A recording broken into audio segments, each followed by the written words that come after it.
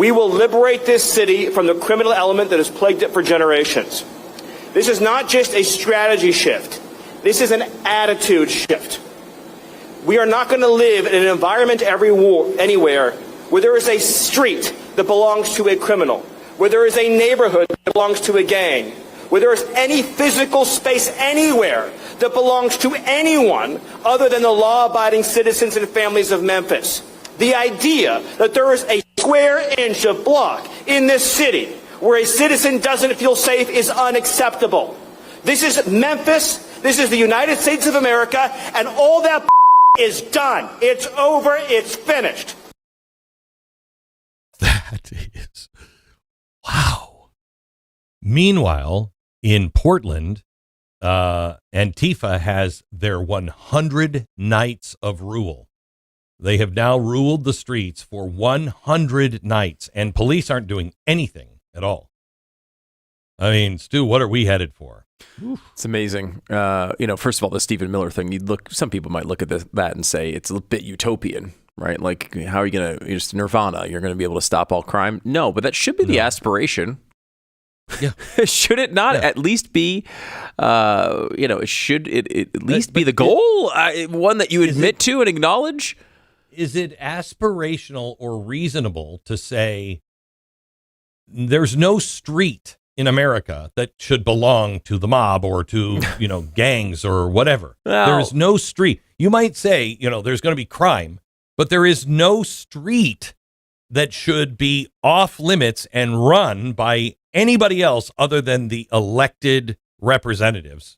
I mean, first of all, both of us lived near New Haven, Connecticut. Some streets should be run by the mob, and they're run very well. If the mob existed. Well, I'm not saying the mob exists. If it does exist, I of course love the mob. Huge fans of it. Great pizza places.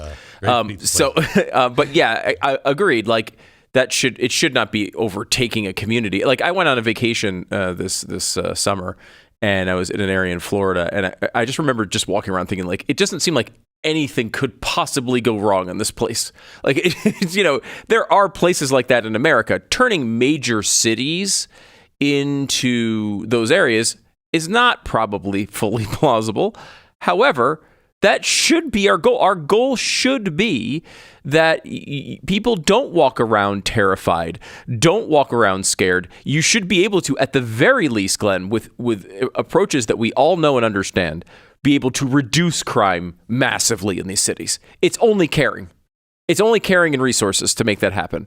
We all know that we can stop crime largely if we put enough resources at it and actually care, throw enough resources at it and actually care. And that's what it seems to be that Stephen Miller and Trump are talking about here. I think that's generally true, but I think what has really been lost is not caring as much as common sense. I mean, you can care all you want, but if you're not putting common sense into it, if you're not saying, oh, by the way, how do we stop crime? I don't know. We punish the criminals. Yeah. That's how you stop crime. That's a better way of phrasing it than throwing resources at it, because throwing resources could be some liberal program of hugging each criminal. That's not what I'm talking about. You're right. Because that's what they say. They say they're the ones that care so much, and we're going to take care of these poor criminals, and how dare you judge them? We're going to make it, happy and healthy with hugs. No. Right. But you look at D.C. Common sense is required. Right. D.C. You put a bunch of, in that case, troops were, and National Guard and such like that. You can. This case too. Right. And that one, though, they're specifically in Portland talking about, in Memphis, it's being welcomed, as we've talked about, by the governor. In Portland, they're talking about protecting federal buildings, which is under their scope. But it's a situation where any city could do this themselves. You don't need a federal response to hire a bunch of law enforcement officers to enforce the law. You don't need that. Mm-hmm. You should be able to do it yourself. And that's what I'm talking about when I say people caring, right? It's about like these cities do the Skid Row thing, right? They just kind of like, oh, well, cordon off that area. I mean, like Chicago. I've been to Chicago, several times over the past few years when it's been a big topic of conversation. And each time I've been there, honestly, I haven't felt unsafe at all in Chicago. That's largely because I'm not going to any of the areas where all these murders are happening. Now, I'm sure some of the crime obviously happens in the more tourist-friendly areas, but like generally speaking, walking around the areas of Chicago where you would go if you're just visiting to, check out a baseball game or see a concert or whatever you might be doing, most of that stuff seems completely fine in the city because they've cordoned off all the areas of violence to the places that they don't care about. And all the people on the left will say, what do you mean we don't care? We're the only ones who care about those areas. Do you? Oh, sure. You don't show it very well. If you actually do care about those people in lower income areas where all the crime is, I don't know, do something about it. Stop trying to blame Donald Trump who lives thousands of miles away. Would you listen to a parent that said, I care about my children. I care deeply about my children, but then was hugging it out with everyone who is hurting your children, right? Making your children unsafe, maybe killed one of your children, maybe raped one of your children. No, you would never assign, oh, that parent really loves his children. He's enabling all of the abusers. Right. No, you would say you're part of the abuse. You're part of the problem. And those children would be taken from you.